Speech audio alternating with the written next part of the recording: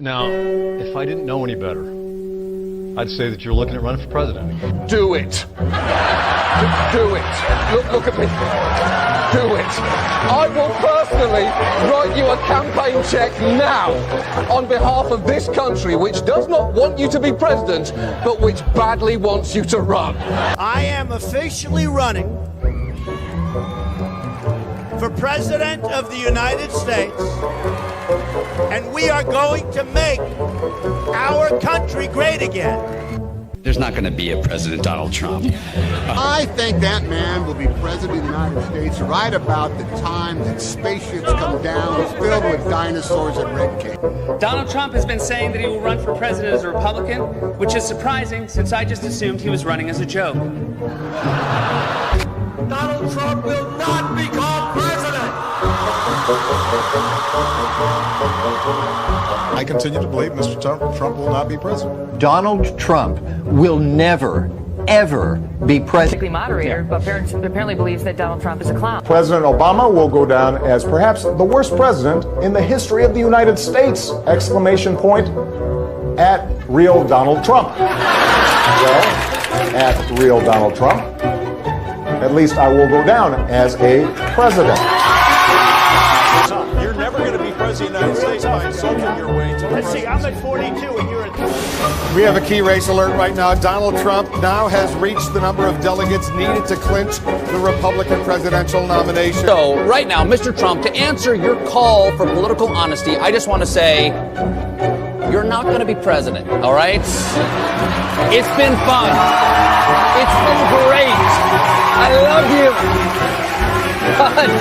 But come on, buddy. Donald Trump, while we project, will win in Kentucky with its 8 electoral votes, in Indiana with its 11 electoral votes, West Virginia, Oklahoma, Tennessee, Mississippi, South Carolina, Alabama, Kansas with its 6 electoral votes, Nebraska with its 5 electoral votes, and Wyoming with its 3 electoral votes, North Dakota with its 3 electoral votes, and South Dakota, Texas, Arkansas, Louisiana, the state of Montana, Missouri, Ohio, Idaho, North Carolina. I, Donald John Trump, do solemnly swear. Do solemnly swear.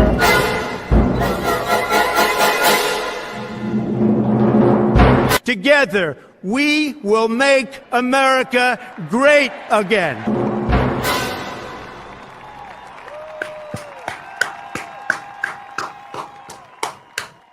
What's going on, everyone? Welcome into CobraCast 199. I am your host, Jeremy Prime, Mage IDOT of Unit 199. Happy to see all of you here on a Thursday.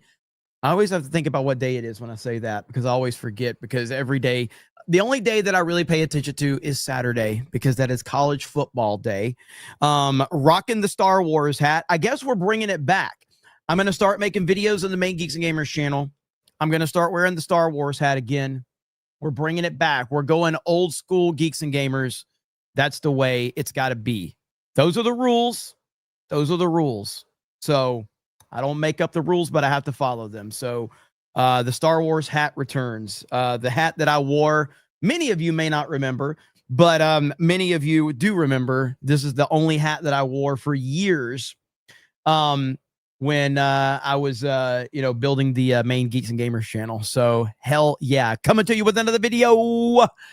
And today, that's right. But anyway, we have a lot to talk about.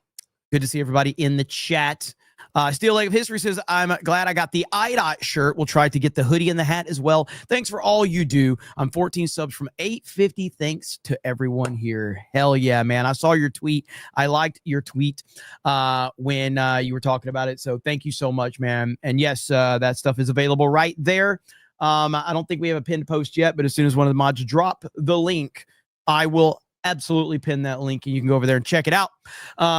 TJ says, inevitable WeTod tax for the guy that will probably complain about you streaming over the Nooner.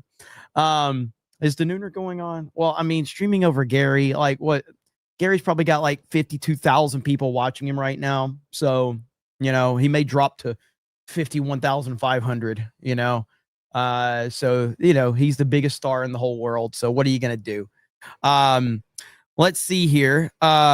Giz Corp, is that it? For $30.99. Says, hey, Jeremy, doing something on my channel, Giz Corp Industries, for suicide prevention after losing my dad. Shout out would be awesome. Thanks to you and the fellowship for helping keep my chin up in the last year. Well, I'm super, super sorry. I'm super sorry that you are dealing with that, man. And prayers up to you and your family. And thank you so much for the super chat. And good luck on whatever you end up doing over there. That is good stuff, man. And yeah, anything we can do, like, again, our retardation around here, being stupid and taking people's mind off stuff. That's the whole point of what we try to do. It's what we try to do. So, so I'm glad that we can do that. But prayers up to you. Chat is giving the prayers up as well. And he says, thanks, brother. So right back at you, man. So, but that's good. I'm sure your father would be very proud. I'm sure your father would be very, very proud. Okay. So the first thing we got to talk about is this craziness going on. Oh, we got the double 199 up there. That means that, all right. So I can't do, hang on. I hate when, so I guess I'll have to go with that background for now. Yeah. So, cause it doubles up the 199 when I use that one. So we'll have to do that background since I'm running the CobraCast logo at the bottom. So, okay. So Steven Crowder had a video talking about the civil war within the conservative right-wing sphere. And so I did not watch this video yesterday. I meant to react to it. So we're going to check this out right now and see what he has to say. Look, as of right now, this moment, I believe still, Ben Shapiro, Mark Levin, Tucker Carlson, Candace Owens are all trending. And it is just a bunch of friendly and in some cases unfriendly fire. It's a civil war in the right. It's 100% not friendly. It is not friendly at all. It is absolutely embarrassing on many levels, but it is not friendly at all. Right now. And I'll tell you, that's really honestly a fight for the soul of the country. And what I mean by that is the left has no soul. We know that. It is a soulless succubus. And so whatever moves forward as the right wing, the conservative, the populist, the MAGA movement is going to determine the soul of this country. And I've been around here, certainly doing this kind of a show, the longest, been on YouTube since 2009. I've had Ben Shapiro on this show many times. I've been on Tucker Carlson's show back. He was a host in Fox and Friends weekends many times. We've crossed streams with Candace Owens. I've had Mark Levin on the show. I'd like to invite. You know what's crazy is Steven Crowder was the biggest voice in the conservative space in like the media space for a long time. And I don't know if it's just me. From my perspective, it does seem like and this is not to me going like an anti-Rumble rant or whatever, but like it does seem like when he focused more on Rumble, he definitely lost a lot of his relevancy in the sphere, and other people kind of took that. He's getting tons of views on Rumble too, so I'm not disputing that, but it does feel like he's still relevant. So I'm not saying Steven Crowder, and I've actually grown to like Steven Crowder a lot more over the years than I used to, the more I've listened to him. But he doesn't have the same relevancy that he did have, in my opinion, but that could just be my perspective. Every single one of them, Ben Shapiro, Mark Levin, Tucker Carlson, Candace Owens, on the show for a conversation, for a debate, however you guys want to do it, because I think there does need to be some neutral territory here. And I think that this idea of each side on the right not wanting to platform the other side, that's not a thing anymore. Everyone has a platform in this argument, in this fight. Everyone has a platform, and we should be the wing of ideas, of discussion. I think that some tactics lately have been underhanded. I think some people have been less than straightforward. I think there may be some bad actors, not necessarily of those in positions of authority who have mentioned, but those who are following them. I'll tell you this, Ben Shapiro is wrong about a lot. He's also right about quite a bit. Mark Levin is wrong about a lot. He's right about quite a bit. I think his approach right now is really wrong. and the way he's dealing with it. Tucker Carlson has some pretty strong ideas. He's also wrong about a lot, in my opinion. Candace Owens, you know that we disagree more than we agree on approach. In my opinion, it's not about who's right and who's wrong on things. Everybody is right and wrong about things all day long. Nobody is right about everything. Nobody has 100% the correct opinions, because there's really no such thing as correct opinions, as much as who do you agree with more often than not. But no one's going to agree with anyone 100% of the time. That's not reality. That's just not how the real world works. What ultimately it comes down to is, in my humble opinion, is that there are too many egos involved right now that are more focused on building their own brands and their own following and making their own money than supporting the overall movement as to what's going on. And that's look, man, that's the name of social media. So it is what it is. But to me, that's like, again, so you have the left that, for as effed up as they all are, they all unify behind their hatred of Trump. That's what unifies them. So even through all of their disagreements and their different viewpoints, they unify through their hatred of Trump. They're all willing to put aside their differences because, hey, we might disagree on X, Y, and Z, but we all hate Trump. And that's the difference. That unifies them and centralizes them and focuses them. And you're not seeing that same thing on the right, because they're not all supporting Trump and the Trump administration. And on the decision to almost exclusively attack those on the right, for example, I think that Schumer, I think that Brian Stelter is far more harmful to America. I think that legacy media is far more harmful to America than Ben Shapiro or Tucker Carlson. You could say the same for Mark Levin and Candace Owens. So I don't know why all of these attacks are just going to each. And the other thing about all of these content creators and personalities that have elevated, all of them have elevated substantially because of Trump. All of them. Candace Owens, Ben Shapiro, Tucker Carlson after he was fired, because Tucker was huge. Tucker was massive at Fox News, but Tucker got even bigger after Fox News, but it was all because of Trump. Trump was the singular thing that allowed all of these people to elevate to a stratosphere that they were not previously. It's all because of Trump and the door that he kicked open. Each other. Not a big fan of it. Don't like it. I'll even moderate this if people want to sit down and talk across. I hate to say across the aisle. We're supposed to be in the same aisle. But we need to hash this out. We need to determine the soul of this country in the future. And I don't think it's in a great place right now. I really don't. I've been around long enough to see the momentum, to see the gains, to see the shift in young Gen Z male voters. And I think if we don't get a handle on this and look, I don't believe in finding common ground based on a lie. That's why I don't try to find common ground with those on the left right now. Certainly not those in positions of leadership of the Democrat Party. Guarantee you I can find common ground with any of the aforementioned people who is trending. Ben Shapiro was supposed to be on the show actually not that long ago. Ben, haven't heard back. And that is the problem. Ben Shapiro, to me, is the bigger problem. He's the biggest problem of all of these people. He's a bigger problem than any of these prominent voices that we're talking about. He canceled on Patrick Bet-David after Patrick Bet-David had Nick Fuentes on. He's gotten all butthurt with Tucker Carlson. Steven Crowder is saying that he just, canceled on him. Ben Shapiro is the biggest problem.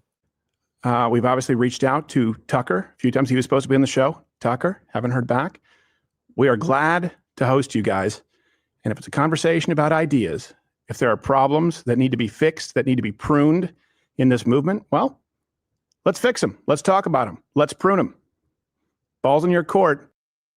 Look. Yeah, I don't think that's going to happen. I don't think that's going to happen. But I did see this video right here from Tucker Carlson talking about everything going on. Hang on, I gotta find it now. Had it in my history. Tucker Carlson uploads a video titled Ben Shapiro Doesn't Care About Americans, and he just proved it. I have not watched this video yet, so we're going to watch it here. Marcus Holiday says, thoughts on Valve's new console. I saw that there was an announcement. I have not looked into it at all, so I don't know the specifics on it. But yeah, I'll have to look into it. I'm sure we'll cover that on Tuesday's main event. Taker says, the following grift is a presentation of Griggs Broadcasting and is made possible by viewers like you. That is correct. That is correct. Daniel Moore says, Daniel Moore, he's it. Dan Hawkins says, move implant fund so Jeremy can look like the It's Ma'am meme. You need to settle down. You need to settle down and mind your business, okay? Ma'am, once again, ma'am. I said both of you. No, you said sir. Once again, it's ma'am. I actually said both of you guys. It was a general. Right beforehand, you fucking said sir. Sir? Okay. Motherfucker, take it outside. If you want to call me sir again, I will show you a fucking sir. I apologize. Motherfucker. I apologize now. I mean, $5 isn't going to cut it. I'm going to need a little bit more than that.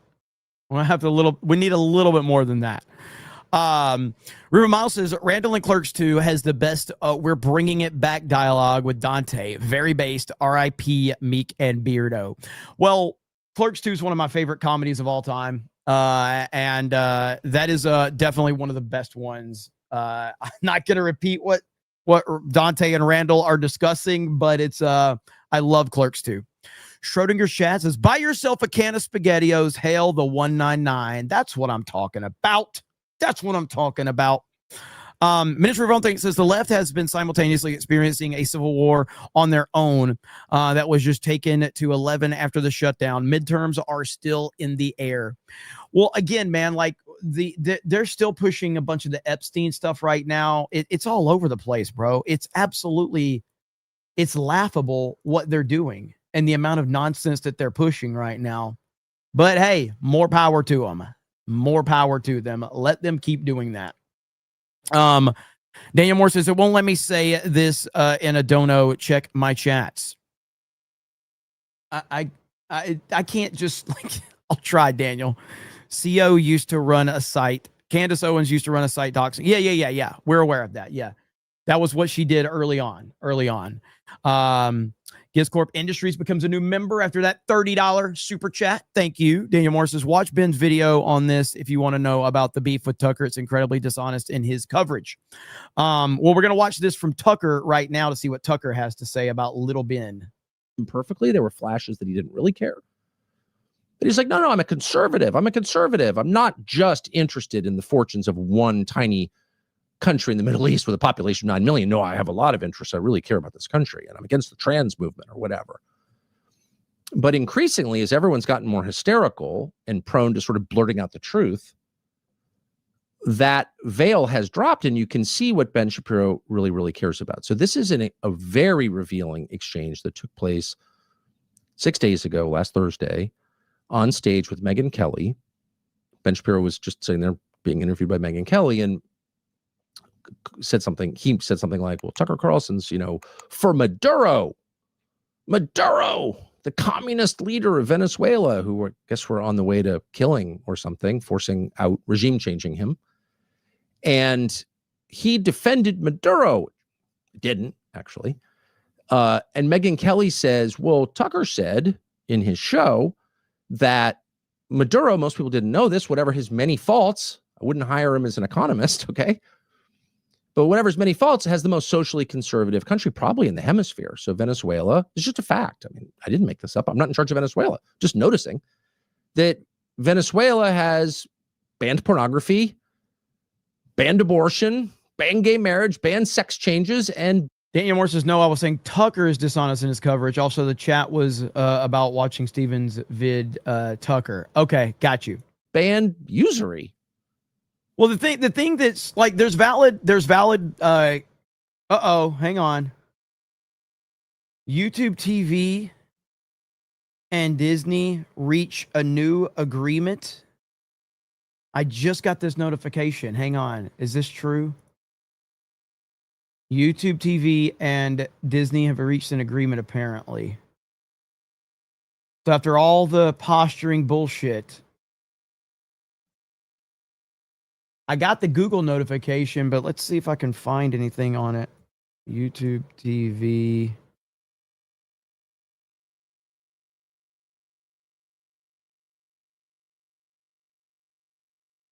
I don't see anything on this, but this is from Google.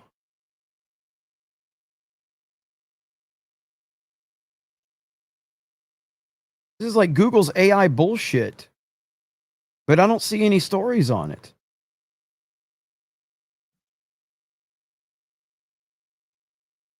I think YouTube TV should tell Disney to go fuck themselves. That's what I think.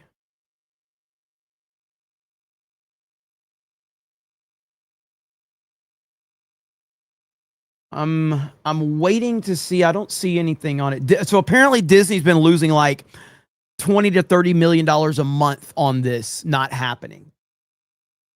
From what I've heard. They're losing $4.3 million a day. But I'm not seeing any breaking news on it. This is an AI notification that I didn't even subscribe to that sent me on my phone, and I'm not seeing anything that's confirming that. What the fuck? AI is out of control. We'll go back to that in a minute. You don't have credit cards with 40% interest in Venezuela. Okay. Ben Shapiro responded this way. Tucker's made the point. I'm not going to here to be Tucker's defender, but he's made the point that Maduro is culturally conservative. Who gives a shit? The guy's a communist dictator. Everyone in his country is eating dog. He's shipping fentanyl to the United States to kill Americans. Why do I give a shit whether he's anti-LGBTQ rights? Interesting to see what Tucker's response will be to this. Who gives a shit? I do. I'm not moving to Venezuela. Yeah, I unless Tucker has a good argument, I don't think Ben is wrong on that topic. Not pro Maduro. But I care about that. Why wouldn't I care about that? I've got kids. First of all, I'm against abortion. Sorry, unpopular. I feel that way. I think it's really sad. I would personally become poorer to end abortion, voluntarily become poorer to end abortion in the United States. That's not a choice. Don't want to become poor, but I would because I care about it. Maybe you don't. Maybe you're offended that I do, but I care about it. Lots of people care about it. I don't think pornography is good. That really hurts people. You know, I don't think pretending that the sexes are the same is good. And you claimed that you didn't think it was good, but it turns out, quote, I don't give a shit. I am very much against censorship. It is not anyone's responsibility to tell me what's good for me, but me. Are drugs bad? Yeah. Should we ban drugs? No. Is soda bad? Yeah. Should we ban soda? What do you define as what's good for you and what's bad for you?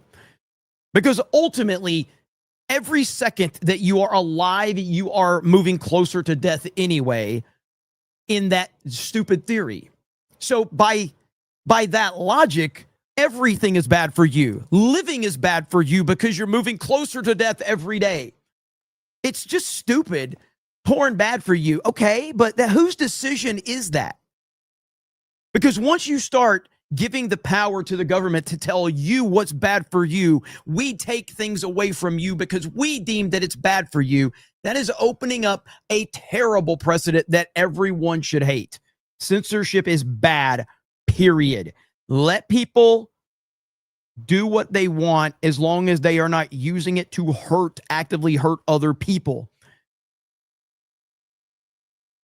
You want to do drugs? I don't. But if that's your choice, fine. Now, if you start selling drugs to other people, harming children, then that is where it becomes a problem. But if you are choosing to do things with your body that are hurting literally no one else, what business is it of mine? Maduro's against Israel. Oh, okay. I don't give a shit. Well, you spent like a decade pretending you did give a shit, that you're on the side of like normal Americans who have a mix of concerns. They definitely care about economics and they care about social issues too, because they have children and they see where this is going. It's not good. That your economic condition is not the only measure of health. Your spiritual condition matters too. It's just a fact. It does. If you're totally degraded. What about CP, Jeremy? The fact that you're even asking me that question shows how retarded you are. CP doesn't exist without someone being a criminal. The fuck is wrong with you? It's a crime. Its sheer existence is a fucking crime. Because in order for it to exist, someone had to do something horrible. What a horrible question. Doesn't matter how much money you have. It's not worth it. It's not worth getting the whole world and losing your soul. Sorry. And most people feel the way, but not Ben Shapiro. He doesn't give a shit. So why the hostility?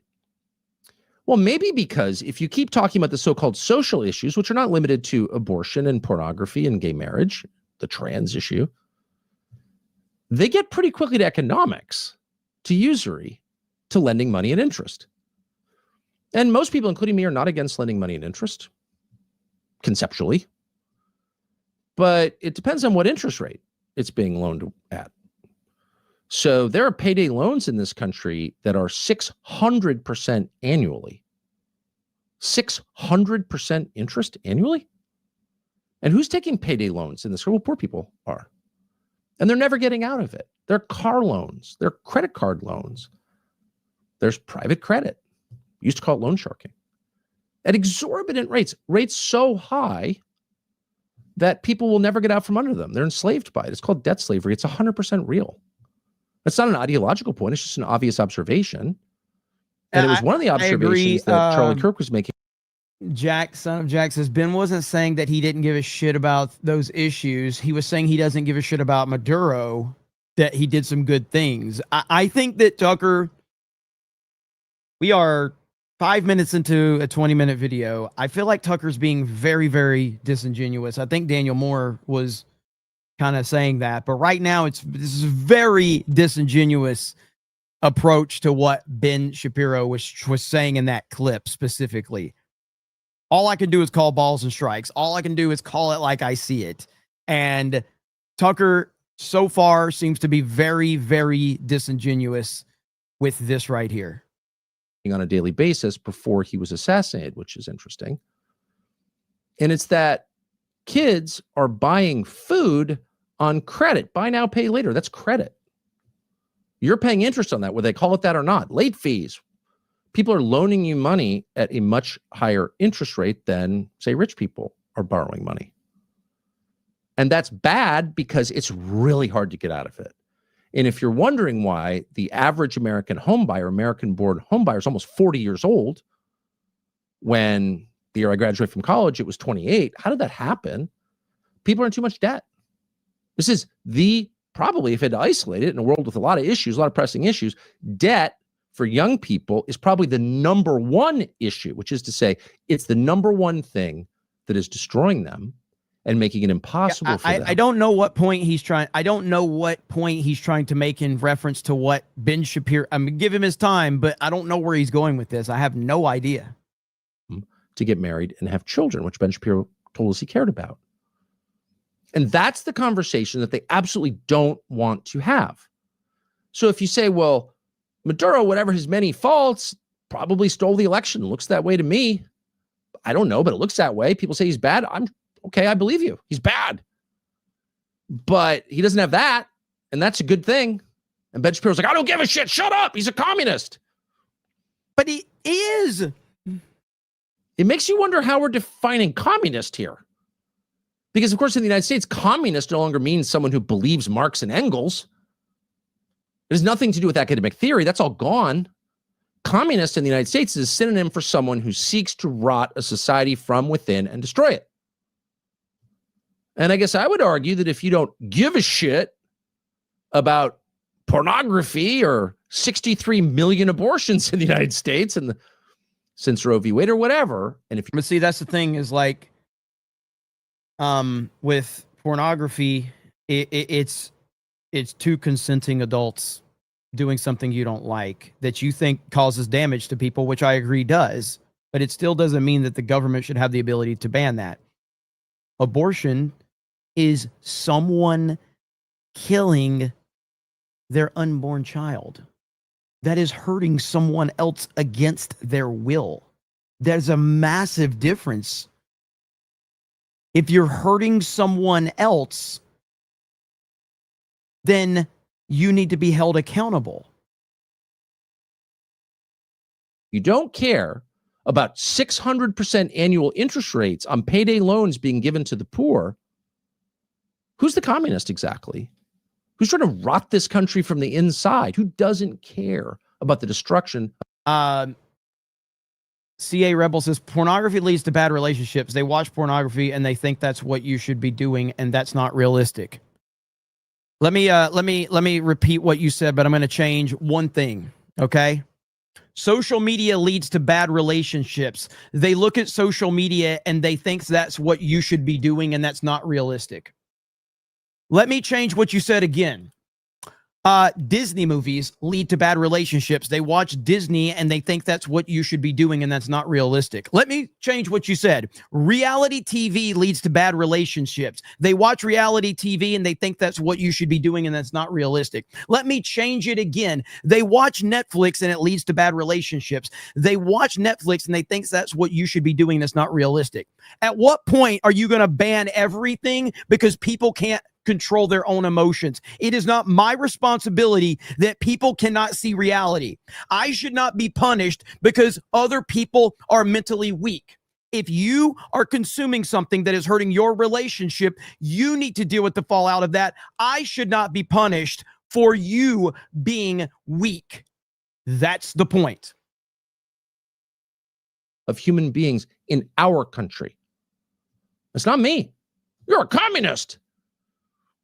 By the way, when I brought Disney into it, I knew I had to 100% throw 1,000 things in there because I know everybody was like, well, Disney, we want to ban Disney. So like, let me add about 5 other things because I knew, I was like, fuck. As soon as I said Disney, I was like, that's a bad example. Because 95% of this chat's going to like, well, we should ban Disney. So I knew I had to add a little more. I was like, fuck. So I thought a lot about this. I didn't want, you never want to extrapolate too much from a single clip. You don't want to be cruel to people. You don't want to be unfair. Having been unfair many times, it weighs on me. Don't want to do that.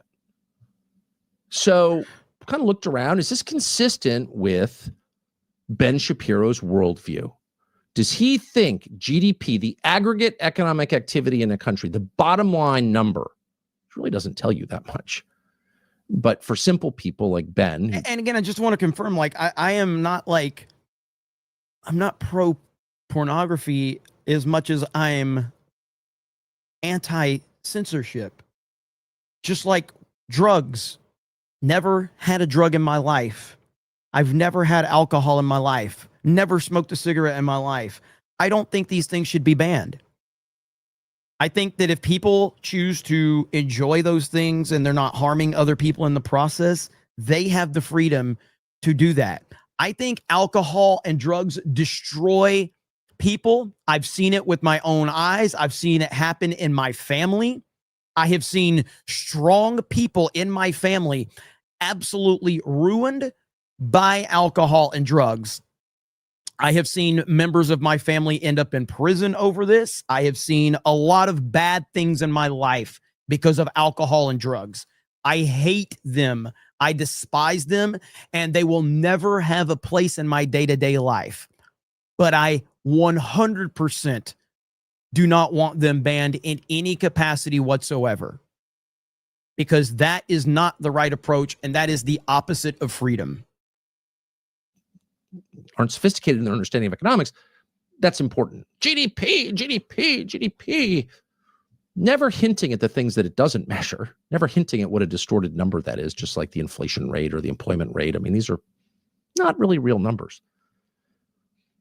But is he really a guy who cares about GDP or economic activity or some people getting rich more than he cares about the lives of his fellow Americans? Boy, that's a pretty heavy charge. You'd hate. Somebody says, another L take from Jeremy, classic Lolbertarian. Explain to me how I'm a libertarian. The difference between me and a libertarian is that I have the balls to say, I support Trump. I'm MAGA. I don't want to sit here and have 1% of the impact. But I want to know what your belief is. What do you believe we should do? Do you think we should ban everything that you don't like? And who makes that decision? Who makes the decision as to what gets banned and what doesn't? I want to know who has that power. Who makes those decisions? Because these are important questions.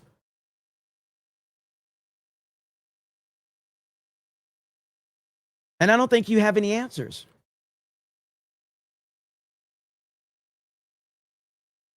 Here it is right here. You just explained it yourself. Yes, drugs and corn ruin lives and relationships. We should ban them. What about junk food? What about junk food?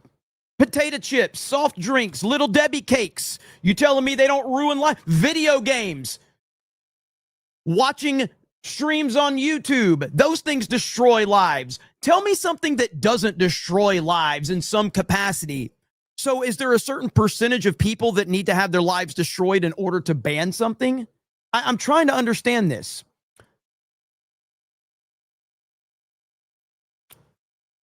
Yeah, hang on. I got one for you. Hang on. Right here.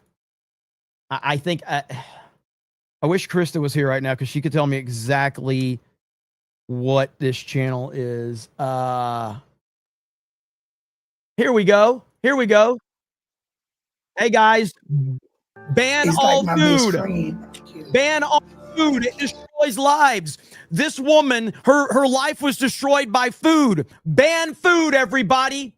Because this woman, she eats too much food. It's destroying her life. Ban all the food. You can never eat again because someone's life was destroyed by food.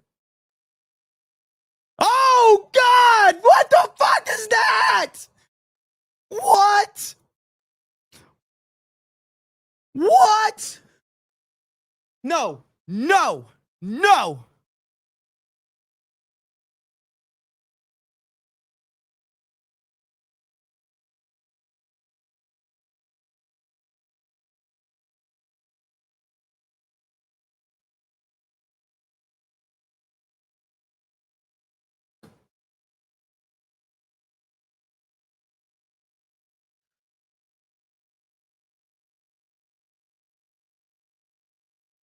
My life was just destroyed by that image.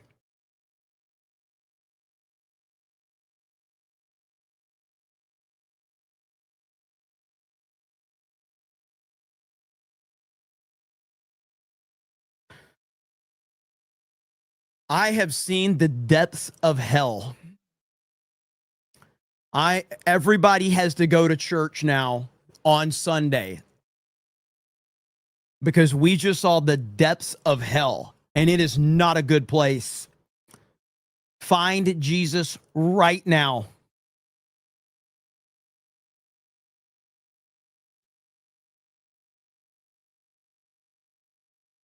That's gonna, bro, I will never be the same after that moment right there. I don't want to continue. Oh my goodness.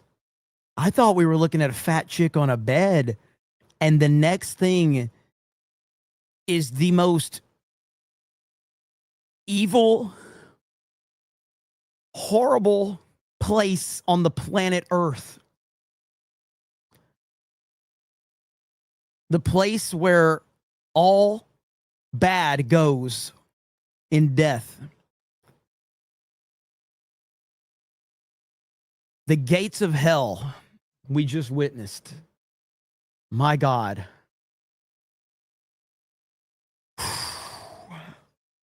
Penelope says, what did I miss? Nothing. You missed nothing.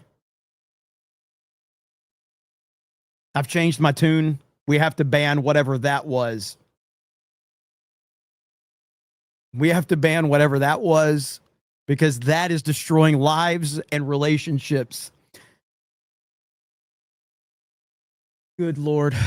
I was not expecting that. I was not expecting that.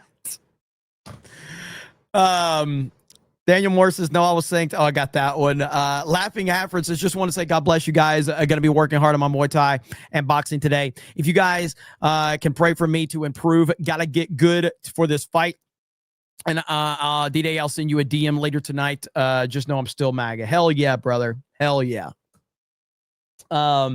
Thank you, man, and good luck on everything. Prayers up to you. I am Brockatron says, do you remember I asked you about getting my old YouTube channel back? I randomly went to YouTube on my Xbox and saw it was there. I said, what the F? Clicked on it and it's reinstated. I found out on my birthday at 4 a.m. before going to bed. That's awesome. I do remember that. I 100% remember that. That's awesome, man. I'm glad that you got that back. I'm sorry, man. I've still got a little bit of PTSD after what we just saw. I was really not prepared for that at all. Looks like we got Trump live. I wonder if he'll take questions with all the craziness going on. So we'll keep an eye on that.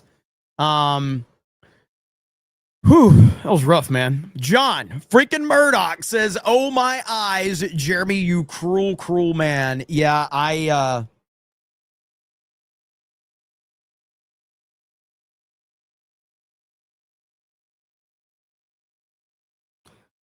would like to make a formal apology to Fear the Beardo and Epic Mickey, because yesterday I yelled at them. Today I committed a far worse crime today. I did 10 times worse than they've ever done. And oh my God, I'm traumatized. I don't want to ever leave my house again. Jeremy accidentally made an argument for banning porn ban food. It's so bad. It's so horrible. We will never recover from that. My audience is scarred for life. We were all just innocent people making a lot of gay jokes, and now we are ruined for the rest of eternity. I'm so sorry. I failed you. You know what? I'm thinking of a scene right here. Right here. Hang on. Right here. Okay. I don't know how much of this I can play, but I'm going to. This is me to my audience after that. Okay. This is me to all of you.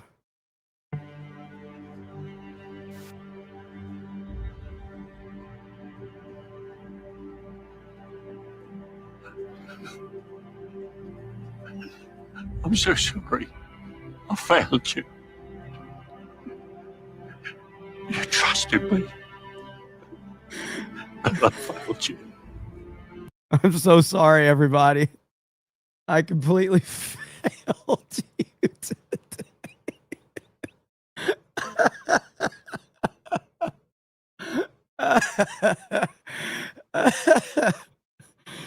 Woo! I am not going to recover, ever.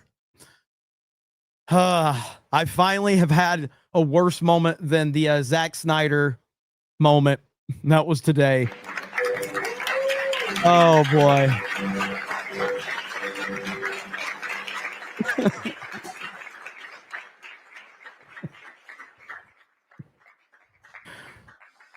Good afternoon. Please. Welcome to the White House. It is truly inspiring to see everyone gather here together, united in support of this remarkable initiative and community. As I stand here and observe the audience, I recognize the vital importance of each one of you to this mission, to our future generations. In particular, I would like to thank the cabinet secretaries, Congress members, scholarship donors, and various organizations for their ending advocacy. A special thank you to my husband for his enduring commitment to fostering the future. The President has prioritized America's foster care children, and shortly he will sign our Fostering the Future Executive Order. Too many people from foster care community end up homeless, in danger on America's streets. It was 2021 when I developed the idea to establish an impactful platform with an important mission to provide individuals from the foster care community the ability to secure an entry-level job position and, in turn, financial independence. Fostering the Future, a Be Best initiative, provides individuals from the foster care community with technology-based scholarships to attend colleges and universities throughout America. Fostering the Future sets these individuals on their career paths, but more significantly, it equips each scholarship recipient with a fundamental foundation of knowledge that will endure throughout their lifetimes. Permanency for those who embody the fleeting. I applaud the American universities that have joined my mission, institutions like Vanderbilt University, University of Miami, and Villanova University. Following graduation, scholarship recipients from my program are prepared to enter the workforce and ultimately become leading executives. Predictably, they will manage thousands of employees and generate significant value for American communities through job creation, access to healthcare, food security. I see many of you have tagged me on my traumatic situation. It's so bad. It's so bad. Families gives me tremendous pride. It is both empathetic and strategic. It will certainly be impactful. It aims to establish a comprehensive network connecting federal departments and agencies, private sectors, businesses. I'll show you guys while Melania is talking. Again, this is Isaac's fault, okay? Isaac clips this, okay? Her life. Ban all the food. You can never eat again because someone's life was destroyed by food. Oh, God! What the fuck is that? What? What? No, no, no.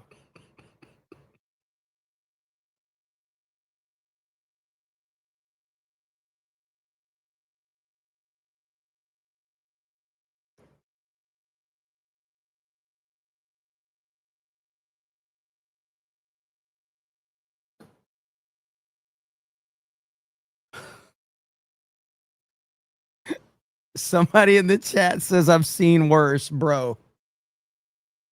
Bro. My life was just destroyed by that image.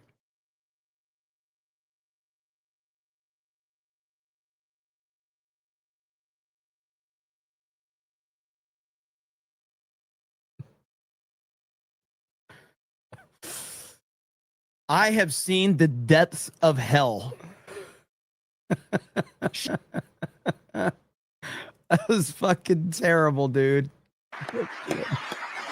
It is my pleasure to introduce my husband, the President of the United States, Donald J. Trump.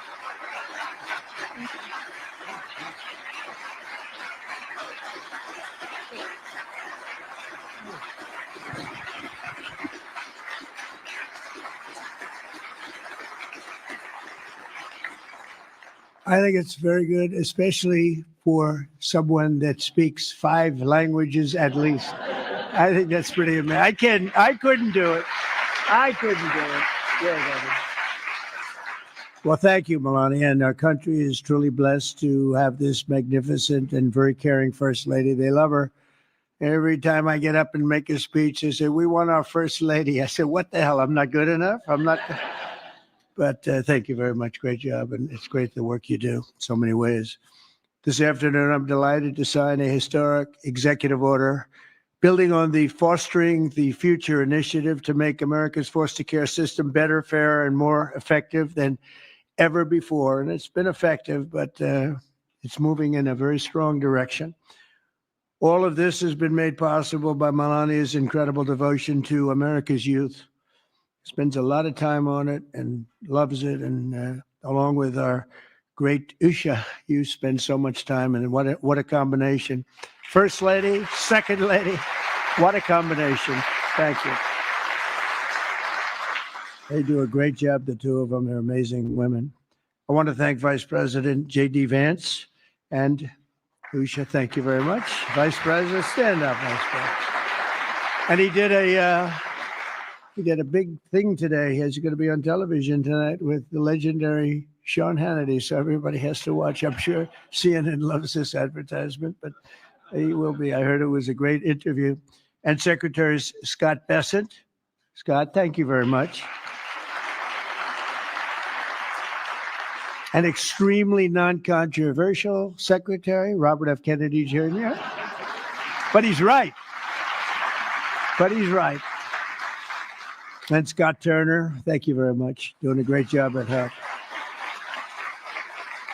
And thanks as well to Senator John Husted and Representatives Jason Smith, Darren LaHood, Zach Nunn, and David Schweiker. Thank you all for being here. Thank you, fellas. Great group.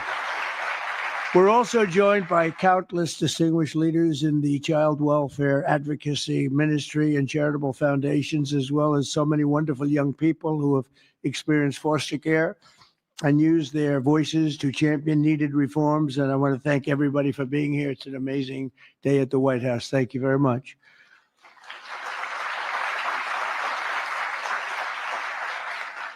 And right behind me, by the way, in about 2 years from now, we'll use a much bigger room because we had to turn away a lot of people. And it'll be right here. This will be the entrance. That's a knockout paddle. It's called the knockout. It looks pretty nice right now. But it's going to look a lot better in a little while. And we're going to go from this room into a room that seats a few more people.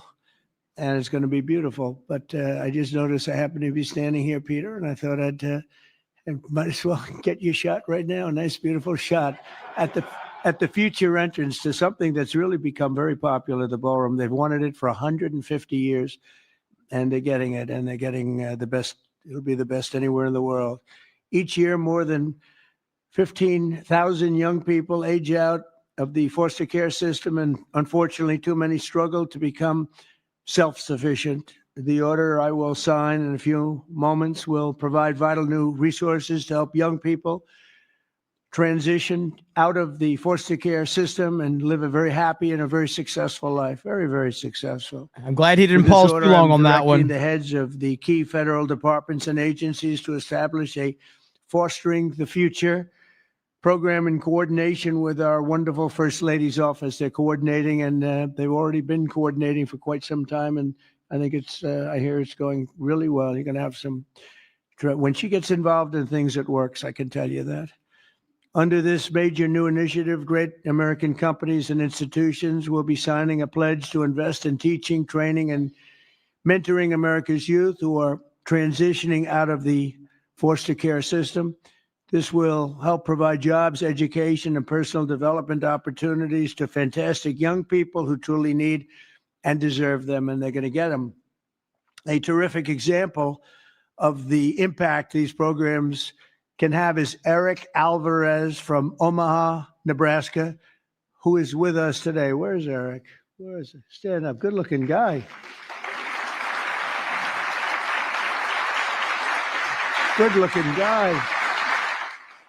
Eric and his siblings were placed in foster care for a year when he was 9.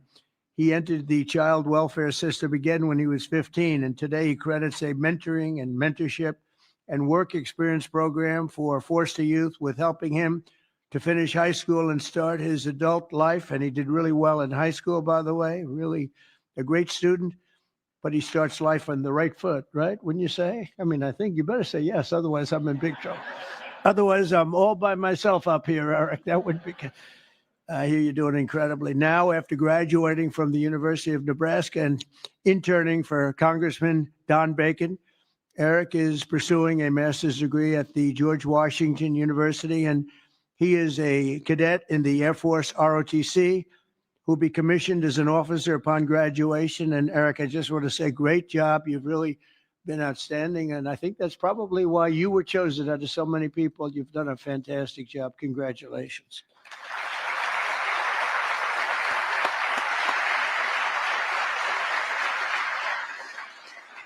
The new initiative we're establishing will also create an opportunity for foster youth to take full responsibility of the federal tax credit scholarship program established by the One Big Beautiful Bill. So many things, tax cuts and regulation cuts, so many things. The biggest ever passed in the history of our country. I call it the Great Big Beautiful Bill. I changed the name a little bit to make it even more sublime. But it is, there's so many things in there for everybody. We had a choice. We could have done it in 9 different bills or try for the one, and everybody said, no, let's do it in 9. It'll be easier. Actually, it wouldn't have gotten done. And JD and I and Scott and all of us got together and we said, let's give it a shot. And we got it passed. And it was an amazing thing, but it's going to help a lot of people. There's never been anything like it. As in one bill, there's never been anything close. And when you see what's going on with the Democrats, we're lucky we got it passed because we don't have to do anything. All we have to do is implement it now. And we'll be implementing it all over the place. If you think about it, no tax on tips, right? No tax on Social Security, all of the different things, no tax on overtime. You get deductions if you buy a car. You take an interest rate deduction, an interest deduction against your income tax. It's never happened. Nothing like this has really ever been approved to this extent. And so it is one great, big, beautiful bill. But using the tax credit will expand occupational training, education, and financial literacy programs for the foster youth and make it possible for more of them to attend the school of their choice. Choice is a great word for a lot of reasons, but it's a great thing with education. And we'll also create the new Fostering the Future online platform to help young people find the access and really get great housing, very, very important and beautiful housing, healthcare, and other resources available to foster youth and those transitioning out of foster care. And we think it's going to happen with many, many people, many more than you have right now. Under the Trump administration, we believe that every American child deserves a safe and loving home, and we're determined to support the amazing families who help make that happen. And we have some of those families in the room today, and I just want to thank you all for being in the White House. There is no place like this, and we want to thank you very much for being here. Great families. Thank you very much. Faith-based, thank you.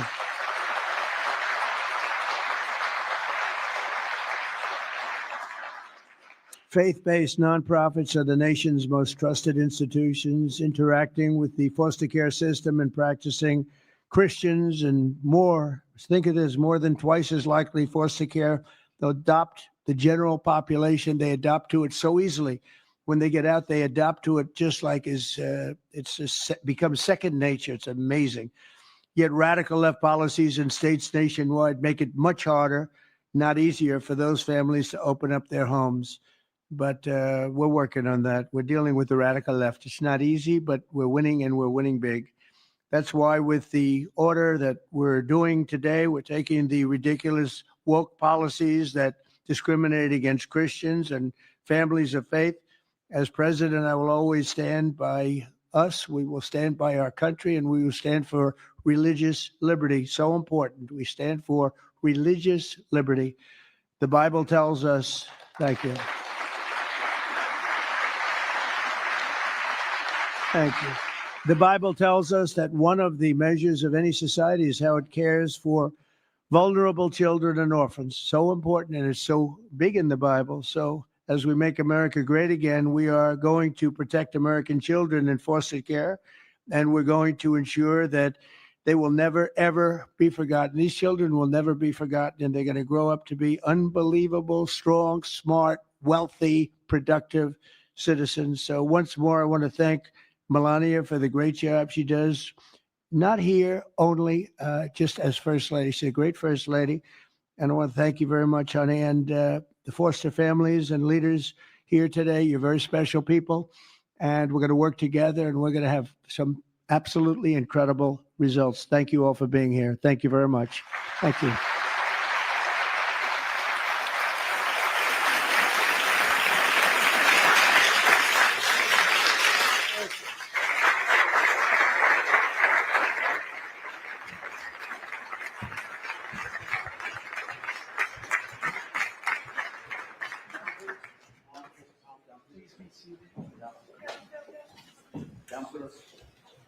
Are you ready, everybody?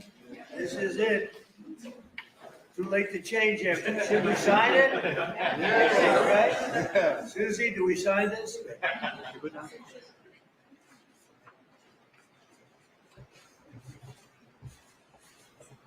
You ask the First Lady to sign this. Okay.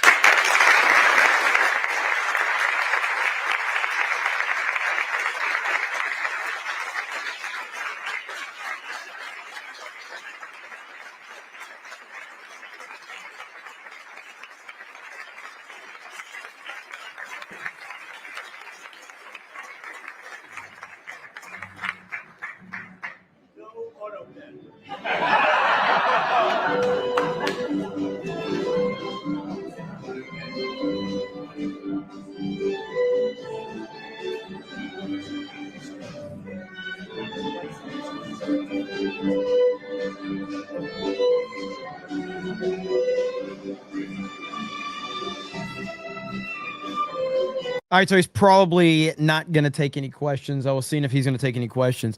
Also, many of you are talking about what happened with John Fetterman. We're going to talk about that here in just a minute. So I do want to make sure he doesn't take any questions. It doesn't look like he is, but I want to make sure.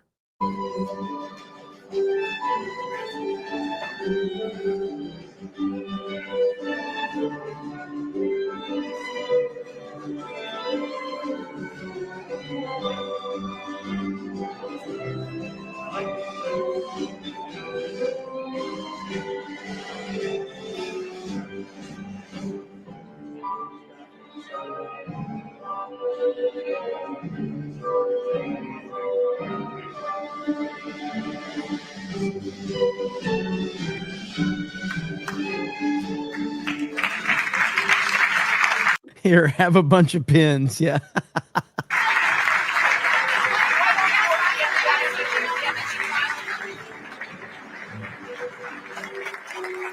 There you have it, ladies and gentlemen. President of the United States, Donald Trump, and Melania Trump, First Lady. Yeah, so let's talk. First of all, let me catch up because David Phillips says, Jeremy, I think this calls for a damn. You know what? You are correct. This is we're going to get some of these chats that happened from earlier. Damn! There it is, ladies and gentlemen. Thank you, David Phillips. I saw JB username says difficult but not impossible. A man's got to eat. Bro, you need to stop. Because we know what that's in reference to. JB username. No. We do not accept that. No. Good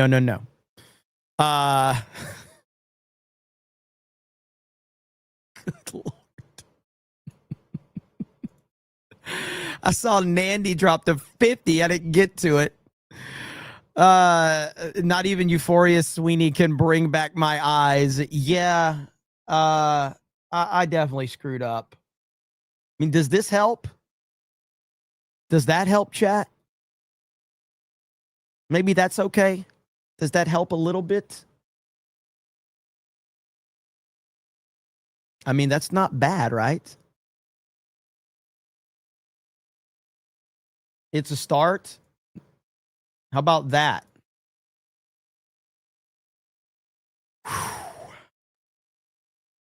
That's a good picture. That's a good picture right there. My vision is improving. How about that? Okay, we're getting there. We're getting there. Now hide your camera. Right here. Here we go. Here we go. All right, that's gonna help. That's gonna help a lot.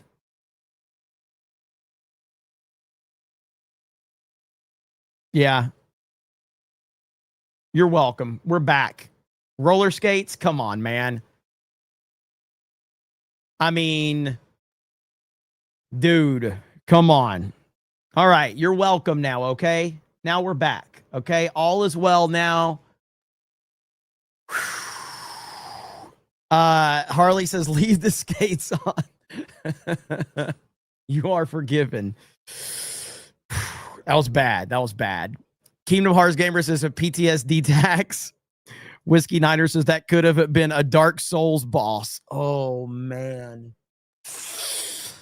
Yikes. That was awful. Ugly Duckley says Tucker acts like that kids at school who says horrible things about your mom and slaps you in the face, then cries to the teacher when you react and tattles on how bad of a person you are. Smug asshole.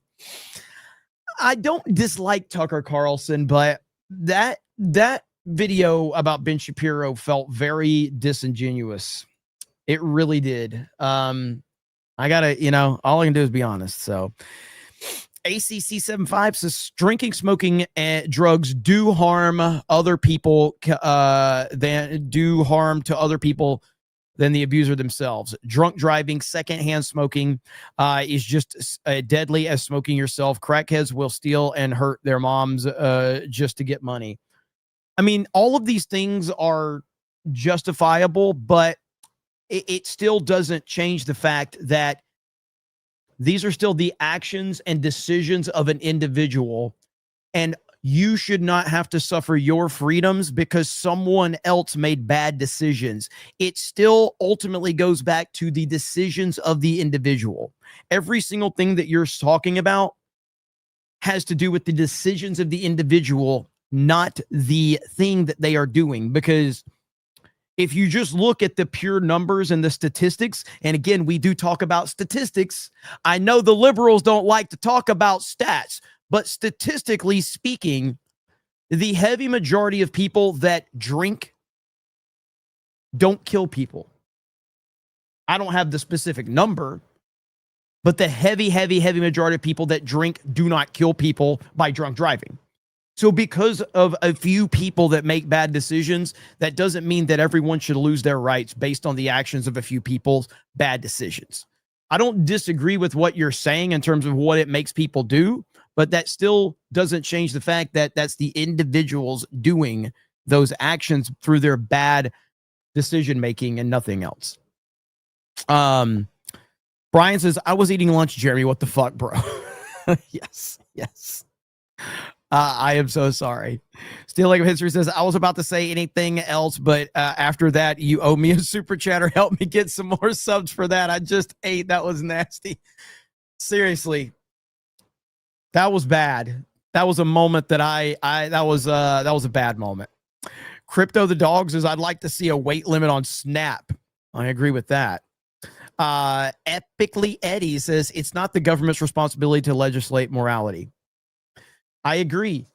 And on top of that, like, I still don't, I still reject the libertarians bullshit because I truly believe that libertarians are just people that they can't actually deal with anyone disagreeing with them. And so what they do is they have these opinions, and then they're really libertarians are the type of people that are like, hey, we can agree on 99 or 100, or if we agree on 100% of everything, we're good. But if we only agree on 98%, you're my enemy. It's like, what did you like? Life is about compromise. Life is about understanding. Life is about making progress and understanding that there's got to be give and take in everything. And libertarians have no concept of give and take. They have no concept of compromise. It's literally how every relationship is. If you're a man and you are with a woman, you have to understand the idea of compromise, because women just bitch about everything. Women complain about every fucking thing. and you just have to compromise and go, if I can just get a couple of hours to play Xbox, I'll just say whatever the fuck I got to say. Because good Lord, I just want her to shut the fuck up. That's just how it is. JDT199 says, Ben and Mark Levin should just debate Tucker at TPUSA. I still lean Team Tucker over Team Israel. His response could have been much more effective early. They won't. Tucker will destroy them. Dude, it would be must-see TV if Ben and Mark Levin would debate Tucker. It would be great to see. I don't know if it's going to happen. I would absolutely love to see it happen. But, you know, time will tell if it actually does. Heavy D says, Jeremy, I have to wear headphones at work now after you loudly ripped Beardo's gay ass yesterday. On a positive note, my coworkers now watch you. Well, I'm happy to hear that. But ultimately, yeah, there is no, everybody's like, oh my God, this is so bad. Like, dude, stop. Like, me and Beardo we're playing Fortnite tonight. Me and Beardo, Jay, and I think X-Wing. So it's gonna be fun. But yeah, people are really making more of it than what it was. The point was accomplished for sure. Everybody hates me. That was the goal. And now here we are. Crew Kid says, Dems redacting an Epstein email to smear frame Trump only to get caught almost immediately and reveal an even bigger lefty media scandal is crazy work. It's what they do. It's what they do. So that's the name of the game. And they can't get out of their own way. Democrats have been trying to do this for years. So Daniel Moore says Tucker was literally on Maduro's side. If he cared about his kids, he wouldn't want to emulate the dictatorship that executes dissenting voices like Maduro. It's a really weird hill to die on for him, for sure. Galo Cata says, I hate to say it, but authoritarian tendencies. Dragon Dan says the Kranzenstein brothers don't want porn banned. They own several domains. That means people should want it banned. Dragon Dan, no. Because someone has an opinion that should not make you immediately want to have the opposite opinion. That's not how that should work. You should never, your opinions should not be controlled by crazy lefties at all. So that's not how that works. Daniel Moore says he also slips in these snide implications like Ben must not care about his kids. Also, he's saying that live under communism is good because Israel bad. They own some PDFs. I'm sure, like, listen, those Kranzensteins are crazy psychopaths. But again, I always, like, if you have a cut and dry logic of if the Kranzensteins do it, I should be against it, then get off of social media because the Kranzensteins are on social media. It's a retarded statement. If the Kranzensteins are against this thing, I have to be against it. Then don't go to Twitter. Don't get on YouTube. Don't have an email. Don't have a smartphone because the Kranzensteins have all those things. So we can't have those things because the Kranzensteins have them. That's a terrible logic. It's a terrible thing to have that type of logic to be cut and dry. Garfield's Bizarre Adventure says Maduro's scum. Bad take from Tucker. River Miles says consuming CobraCast has helped me get laid. See there? That's what's up right there. That's what's up. Daniel Moore says he makes assertions with zero basis. He's parroting uni talking points because he's also funded by Qatar, just like uni's look it up. Well, so the thing about the whole thing, I am always going to be, I am not, this is going to be breaking news, but I'm going to reveal something here that many people are going to be shocked by. I am not the smartest person on the internet. I know you probably thought I was, but I am here to reveal to you that I am not the smartest person on the internet. It's shocking news, but I do have common sense and I approach things from a common sense standpoint. And I am always leery of the narrative that I hear the most.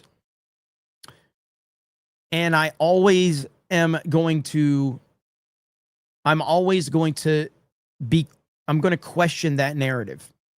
So the narrative that I hear the most is that everyone is paid by Mossad and Israel. I hear that more than anything. And the more that I hear it and the more prominent voices that talk about it, the more, and this is how my mind works, the more I have to ask, are the people that are doing this motivated and paid by someone else to push that narrative?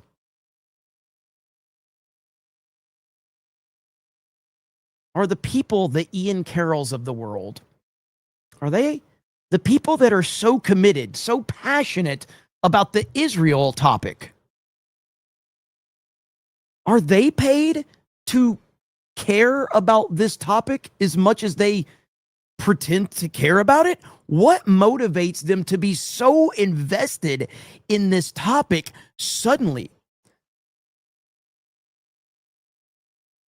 It just makes me wonder. Hey, look over here, guys. Look over here. Hey, keep focusing over here, guys. Keep focusing over here. No. You got to focus here.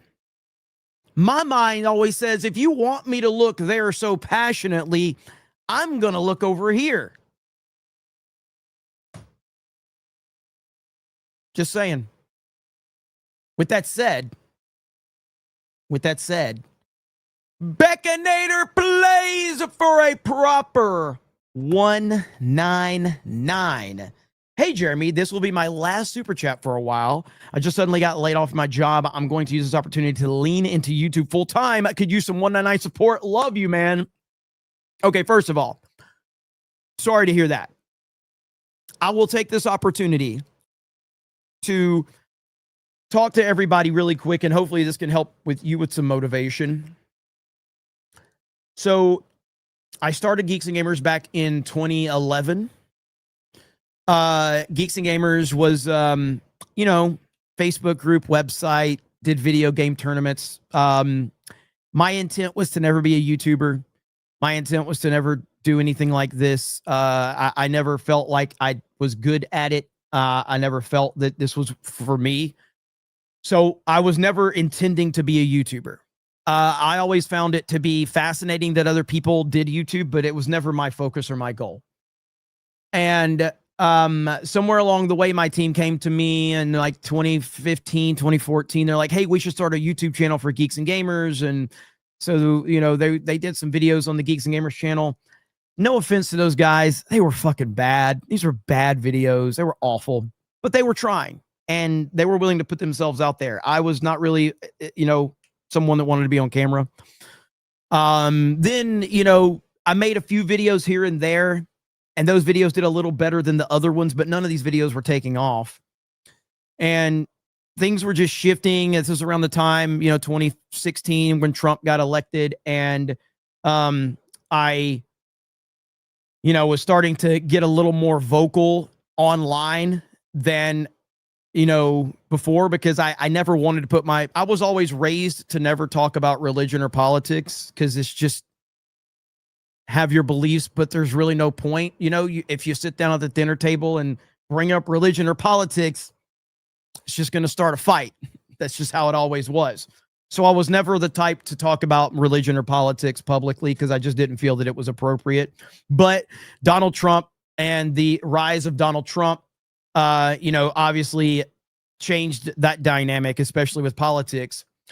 So I made a few videos here and there. And late 2017, after Trump had got elected, I told my team that I was going to start being more vocal about how I feel about things in Hollywood. I was going to be more, honest about being a Trump supporter and call out a lot of the LGBT agendas and identity politics.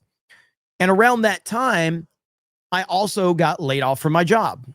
The company was downsizing. I got a severance package, and I basically had about 3 or 4 months worth of pay from my severance package. And it was like, I'm going to go all in on YouTube right now and just see what I can do. And I have no idea what's going to happen, but I got a few months to try to make this work before I have to go get another job.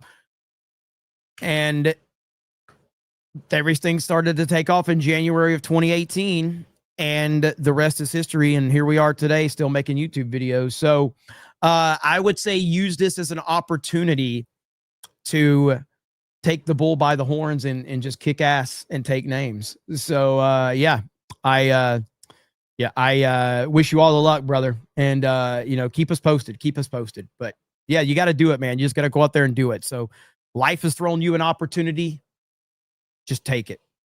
And Dan Vest says, all thanks to my shout outs. The Passable Gamer for $100 says, for the love of God, you need to show Sydney Sweeney as a palate cleanser. Well, we just did get a 199, a proper 199. So we have to celebrate in a proper way.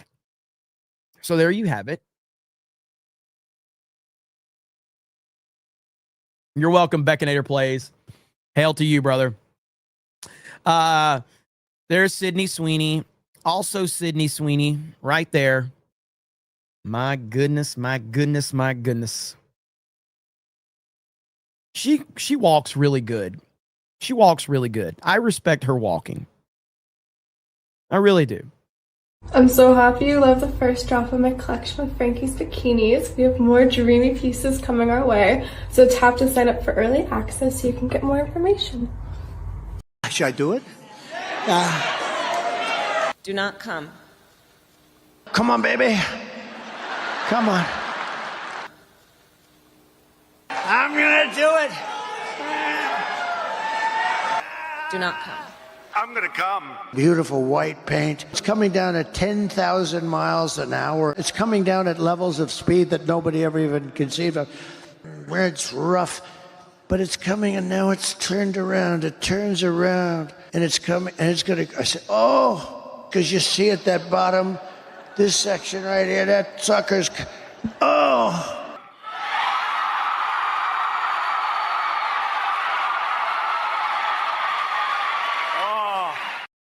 Boom. And Draken Wolf with not 1 10 gifted memberships, but 2 20 total gifted memberships. Hail to you. Thank you so much for the gifties in the chat. I saw Jessica said that news on the Odyssey is dropping. I already saw it. And look, man, I know there's going to be a lot of people that are going to be, questioning if this is going to be legit or not. I am 1000% excited for the Odyssey. And the stuff that we're seeing from the Odyssey looks fantastic so far. Right here, Christopher Nolan's The Odyssey, Empire Magazine with the cover right there. I can't fucking wait. I'm so excited. Look at that. Look at that. That shit looks awesome, man. So we'll see. I know there's been some questionable casting on it for sure. I know that, but until Nolan actually fucks up, I'm here for it. So we'll see what happens with it. It'll be a huge movie though. I am all in 1000%. Okay, here's what happened. So the John Fetterman story. Breaking, Senator John Fetterman has been transported to the hospital after taking a fall and hitting his face. It's interesting. Listen, I don't believe in coincidences. I just don't. It's interesting timing. It's extremely interesting timing. So let's hear this clip. News for you from Senator Fetterman's team. During an early walk, he sustained a fall near his home. Out of an abundance of caution, he was transported to a hospital. Upon evaluation, it was established he had a ventricular fibrillation flare-up that led to him feeling lightheaded, falling to the ground, and hitting his face with minor injuries. Senator Fetterman, always in good spirits, always an optimist, quipped to his team, "If you thought my face looked bad before, wait until you see it now." And then he thanked the EMTs. Our prayers to Senator Fetterman. America Reports. News for. That's wild, man. I mean, with all of this stuff, I mean, him questioning the Democrats, and then suddenly he falls and hits his head. I'm just saying, it's just interesting timing, and I don't really believe in coincidences at all. I hope he's okay. I mean, at least they said he was able to communicate with his team. So that's good news, but man, that's rough. I hate to see that. I really do. We also have this clip. There's just no consistency right now on the conservative side because, like, on one hand, you have Tucker, you have Little Ben, you have Candace Owens, you have Nick Fuentes, and like, there's a lot of things that I disagree with Tucker on, but I typically like Tucker Carlson. There's a lot of things I disagree with him on, and I dislike Ben Shapiro, but there are things with Ben Shapiro that I do agree with. Then you have the Candace situation, which I believe Candace is 100%. I think Candace knows exactly what she's doing, and I think she's absolutely wrong what she's saying, but I think she knows exactly what she's doing. And then you have Dave Rubin, gay Dave Rubin, who, to be fair, he made this video, but I don't think you guys should be criticizing him for making this video, because what you have to understand is that Dave Rubin actually took time away from adopting kids that he shouldn't have, to make this video. He took time away from that, because the conservatives all celebrated where gay Rubin, was like, oh yeah, we're just going to have a bunch of kids that we're going to adopt. So let's see what he has to say right here. He's really mad at Tucker. You're a fan of Stalin's. We don't need to go into that, I guess. We'll circle back to that. Tucker Carlson will have on a Hitler-friendly pseudo-historian to minimize the Holocaust and blame Winston Churchill for World War II. And he will call him America's best and most honest historian. My question, does anybody have any idea what Tucker is doing? What the hell is Russell Brand doing? Russell Brand just, what is this? What the hell is Actual Friends? I thought this was a gay Rubin video. I'm just so confused. Does anybody have any? I don't want to speculate, but do we have any information about what this is all about? Is it just to create action? The only thing I can tell you is that over the course of the last year, I reached out to him privately several times to offer to have a totally open conversation on either of our shows. I considered us, at least friendly the way that some of these public relationships are. He blurbed my first book. He credited me for going independent because he saw I could do it. Did he call you out for being gay and weird? Gay Rubin blocked me, by the way, on Twitter when I called him out for being a DeSantis bro. Been on his show many, many times, and he never took that up. I also offered to broker peace between him and Ben, and he didn't. So, and there's multiple other public people who have said similar things. So I can't speak to what's in his heart. I can only speak to what the actions are. Yeah, I don't know Tucker well enough in that way. I was only on his show once, and I'll say long before he went independent, he was the guy that I looked to every single day, every single night on Fox News. Do you think that they would make any videos about little Ben Shapiro like this? Because that's the whole point. Like, and I practice what I preach. There's a lot of things I could talk about on YouTube that I don't.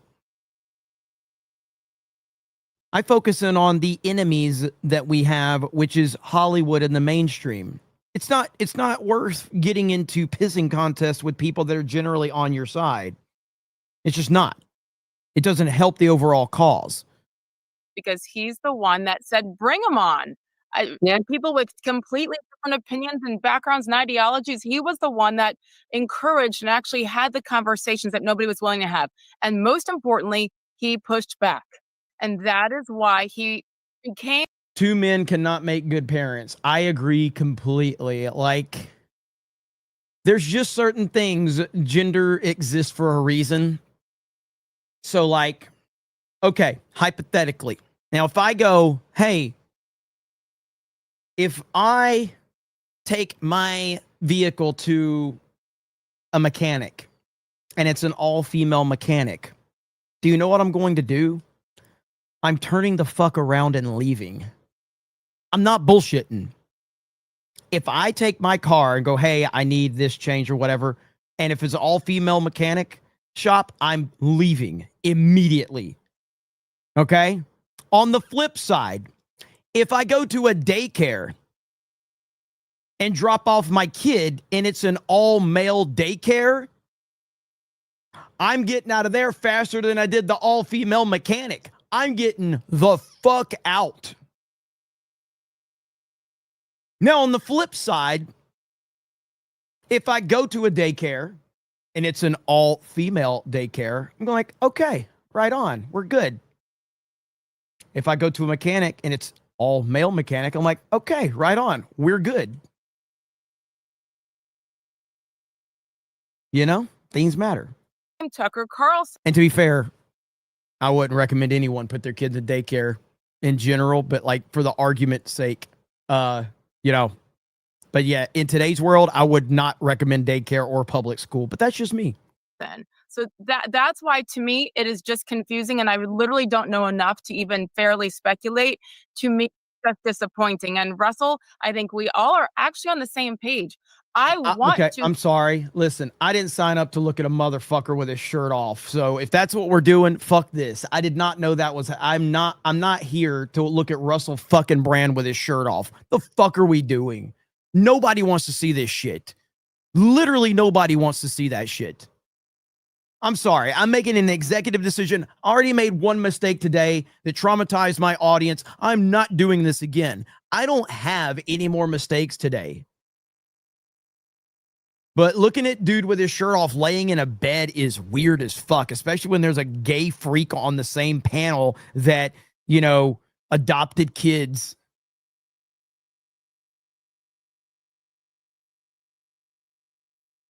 Is that Dan?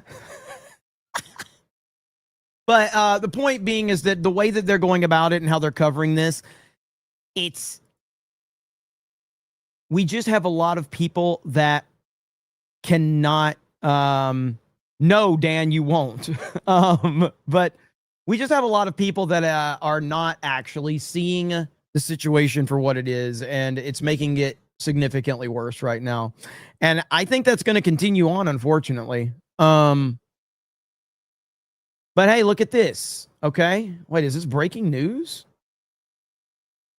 Breaking news? California is revoking 17,000 commercial driver's license from illegal aliens. Hold on. There's a lot of questions. There's a lot of questions that I have right now. Why do 17,000 illegal immigrants have driver's license?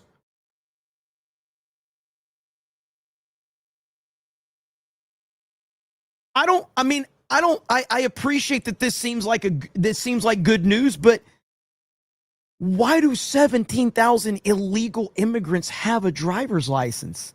California is revoking 17,000 commercial driver's licenses issued to immigrants. Yeah, the decision is directly related to the legal status of the immigrant drivers. Eyewitness News reporter Madison Weil live in our newsroom with these details. Madison. Yeah, John, Rachel, Tony, that's right. The state says the licenses are being revoked because they're set to expire after the date the drivers are allowed to be in the U.S. The move follows pressure from the Trump administration, although California says these licenses violate an existing standard that was already in place. Yeah, but how many regular driver's licenses now are out there? Like, I know on the surface this seems like good news, but this opens up so many questions. This opens up an enormous amount of questions. A nationwide audit was recently launched after a man from India with a commercial driver's license issued by California allegedly killed 3 people in Florida while making an illegal U-turn back in August. After that incident and a national review, the Department of Transportation threatened to pull $160 million in federal funding from California, claiming the state is issuing commercial driver's licenses to undocumented immigrants. Still, Governor Newsom says that every driver whose license is being revoked had valid work authorizations from the federal government. This is unbelievable. Another horrific crash that has kept this issue in the spotlight is one that happened in Ontario last month. It involved an undocumented man from India who is now facing vehicular manslaughter and reckless driving charges after 3 people died in that fiery wreck. In September, the U.S. Department of Transportation implemented new rules for commercial driver's licenses that make it harder for immigrants to obtain these licenses. Reporting in the newsroom, Madison Weil, ABC 7 Eyewitness News. Yeah, this does a lot more. There's a lot more harm here than good, in my opinion, because this is a peek behind the curtain as to just how bad the situation is in California. And then you can expand it to how much worse it is in all Democrat states. But, and understand, we're talking about CDL license. We're not talking about regular driver's license. These are just CDL commercial driver's license. People had to die. Exactly. People had to die in order for this to happen. Jeez. That's insane. By the way, it just continues. The Democrats' official Twitter account releases this. Newly released emails show Jeffrey Epstein thought Trump was one of the worst people he knew, with not one decent cell in his body. He went on to describe Trump with one word: dangerous.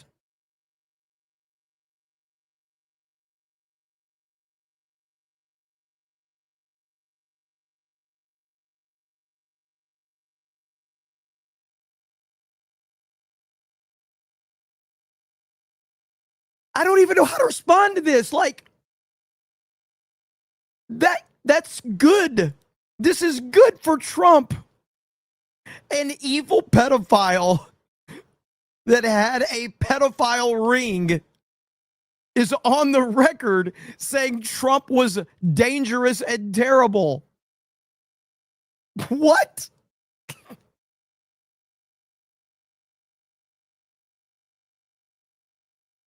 Oh my gosh, man.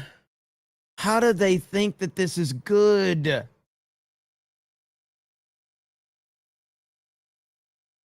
TDS is amazing. This is an incredible own. This is the massive backfire. And this is going to continue to happen. So they weren't friends then, says Jimmy Ray. Exactly. Uh-oh, hang on. Is this true? It has now been revealed that the BBC doctored another Trump speech in November 2022, a Newsnight episode. Trump is going to financially ruin them. I don't know who this account is. I've never seen them. So I'm not seeing this reported anywhere else yet, but I would believe it. I would absolutely believe it that the BBC did this. Good Lord. It's...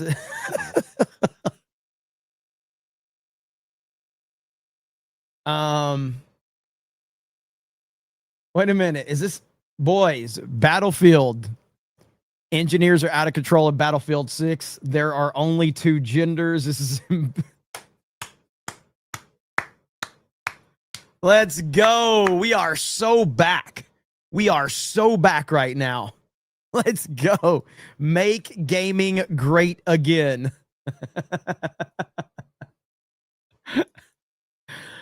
Gamers always win.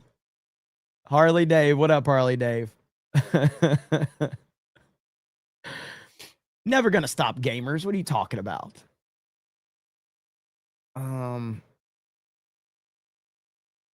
What the hell is that? Is this a new billboard in California? Hang on. It's Butthead. I'm Gavin. I destroyed California with my bad ideas. Highest gas prices in America.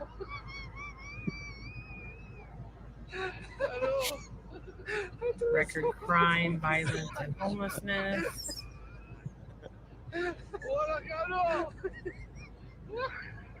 Stop Newsom Porterville. Oh boy.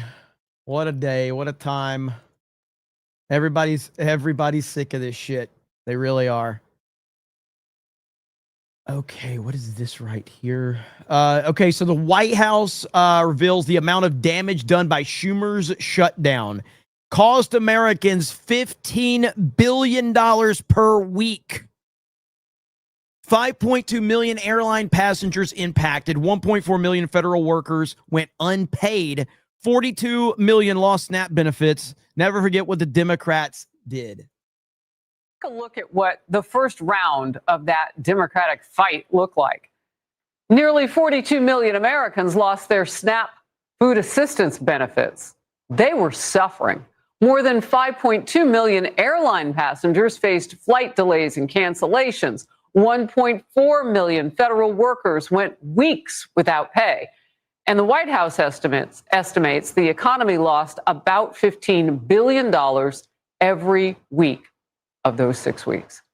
A massive hit of $90 billion over the entire shutdown. When you count everything all up, you can count them. 10 zeros. House Republican Conference Chair Lisa McClain comes up in focus.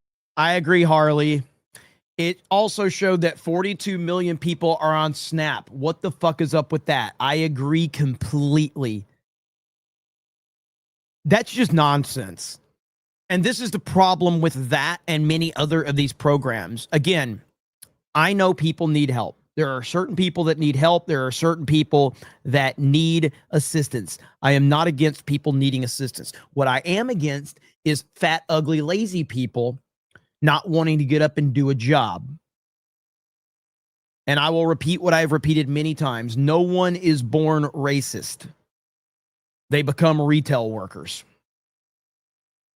And then they become racist because that's how it works. And you will see point blank where your benefits are going. And you will be like, what the hell is going on?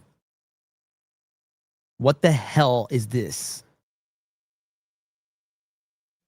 It's just the truth, man.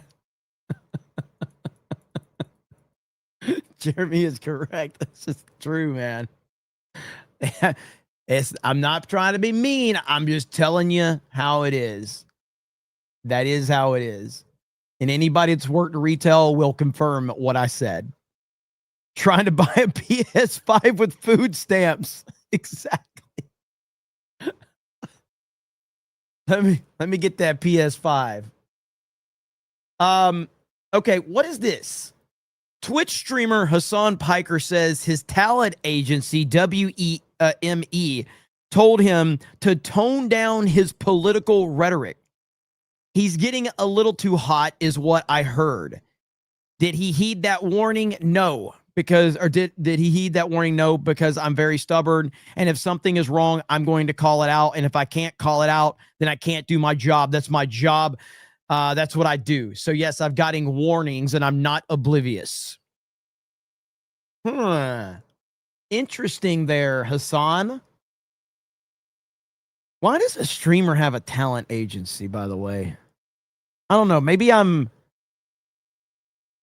don't know. Maybe am I out of line with that? Like, why does a Twitch streamer have a talent agency? Streamers are not talented. Why does a streamer have a talent agency? We're not talented. When you are a streamer and you have a talent agency, you have lost the plot. Nothing talented about what we do. We sit here and talk. There's no talent here.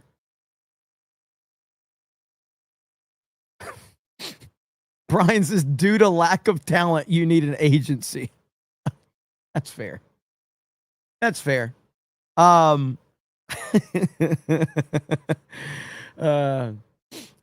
owns the talent agency. Does he? I think he does have one. But he also says he doesn't bathe, so he kind of offsets that a little bit. So I'll give him a pass. But I have no idea. But yeah, like I don't know. It just to me, it's cringy it's cringy when a streamer has a talent agency. But again, maybe I'm just not on that level. Maybe if I get to a higher level one day. But I can't ever see I just can't ever see myself doing anything like that. It feels really creepy. Check this out right here. I'm gonna be honest with you, man. You want to talk about redemption arc? And we talked about Brie Larson might be on a redemption arc. Do you know who else is on a redemption arc? Ron DeSantis on a massive redemption arc from the property tax situation. It's very important given how that's pinched so many homeowners, particularly our senior citizens who have their homes paid off and they bought it 30 years ago for a certain amount. Now they're being told it's worth so much more and they have to pony up more and more money. It's almost like they have to pay rent to the government just to be able to enjoy their property. And that's wrong. We need to do something about it from the property. Yeah. So, yeah, property tax. I mean, it's just like, it's almost like they have to pay rent to the government just to enjoy their property. That's wrong. We need to do something about it. Ron DeSantis drops a bombshell demanding the complete elimination of property taxes in the United States. Property tax is garbage. And it's true. Why do I have to pay tax on something that I own?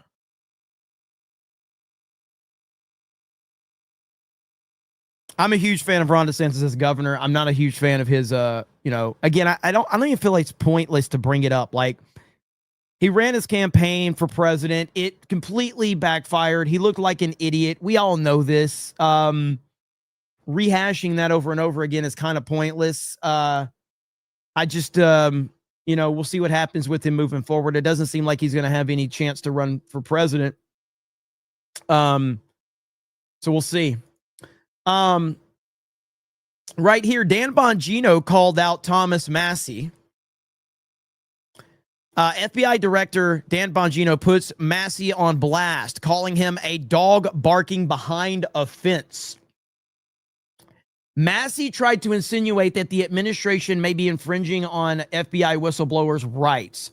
Bongino tried calling him to personally brief him on what the FBI was doing, but Massie declined.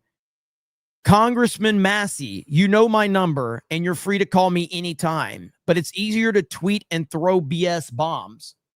When I spoke with you yesterday, a little after 8 a.m. Eastern time, screenshots attached, I offered you an in-person brief on our work. We spoke for 10 minutes. I called you back a bit after 7:30 ET to again make that offer. You didn't answer and have yet to call me back. Despite this, you continue to imply that the director and I are targeting investigators in the case. This is disgusting, even by the low standards many have for politicians. We would love to have you as a partner in this mission rather than a dog barking behind a fence. Bro, that is a savage takedown by Bongino. That is a fucking, again, and if anybody deserves it, it's Thomas Massie. Here it is. This is the actual tweet right here. Woo! Dog barking behind a fence. Massie is a complete phony. Always has been. He's a grandstanding phony. And I'm glad Bongino put him on blast. That's good shit. That's the Bongino we want. That's the Bongino we need to see. Instead of that pussy that was talking in that interview about the Epstein situation. Because that was not the Bongino that people liked. That's the Bongino people like right there. That's the guy that's bringing the fire and the heat. So hopefully he can keep that energy up. That would be nice. That would be nice indeed. Daniel Moore says the video I'm putting together is too long, but I'd love to lay everything out for you because I've been looking into this for years. Give me a call. The reason why the unis, Tucker, Candace, and certain comedians all mobilize on October 7th is because Qatar, the funders of Hamas, are also funding them. Well, like I said, so for me, I mean, a lot of this stuff there's pointless to talk about publicly. And I'm not saying other people shouldn't. I'm just saying for me, like, I don't want to get in the weeds of a lot of that stuff. But yes, privately, like, as been looking into this, the more stuff that I see about the constant narrative of Israel and the constant influencers that are pushing the anti-Israel stuff, the more I'm going, this many people jumping on the same bandwagon in such a short amount of time is very, very convenient. And they're also passionate. They're also passionate about the same topic. And they all have the same talking points. And they all dismiss you if you don't agree with them 100% of the time. All of them. They all act the same. And there's no room to have a discussion with them.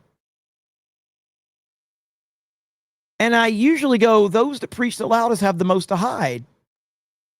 So I'm always like, what am I supposed to be looking at versus what you want me to look at? And that's just how my mind has always worked. If you want me to look here, you must be trying to cover me from looking from somewhere else. So, but anyway, Twisted Clown says, search Sydney Sweeney silver dress. That's good research. Godzilla's Grease says, I'm getting Joan Rivers flashbacks. Alan Tanassis says, sup, Jeremy? I'm watching you from my promotion job at corporate. No longer in retail. Moving up. Hail the 199. Let's freaking go. Indy I says, hypothetically, if you were straight, yes. JMK Studios says, what's up, Jeremy? Just want to say that I agree with almost everything you say. Banning porn would do more harm than good, in my opinion. PS1 best console. Well, thank you. PS1's a great console. I'm still going to say Super Nintendo is the greatest console of all time. I will die on that hill. But I love the PS1. Darth Bane says, let's see, Constance Nunes is a great female mechanic. She has a great personality. Heavy D says that's 17,000 confirmed illegal voters as well. It's true. Slain Hope says Epstein was a Democrat. Now it all makes sense. Garfield's Bizarre Adventure says Trump and Epstein were best buds, by the way. How does Ghislaine Maxwell doing? Is she enjoying the new country club? It has a tennis court and chefs. I don't know. I don't know what she's up to. Marmillan says 42 million on Snap out of 342 million, meaning 12.8% of the population were using Snap. Fun fact, in 2020, 4 million were on it. We've seen over 10 times that since Biden took office. It's fucking crazy, man. It really is. Marcus Holiday for 20 says, I don't really believe that a civil war is happening on the right. We are a big tent coalition with many different views. They're going to butt heads from time to time. All this is talking heads arguing, not a civil war.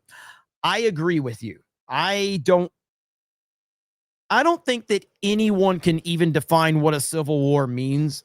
I know Tim Pool has been pushing the civil war for forever, but like, define what civil war means. What, can anybody define what that means? That's saying that there's going to be a civil war. What does that even mean? Does that mean there's going to be like riots in the streets? Well, that means we had a civil war in 2020 over St. Floyd.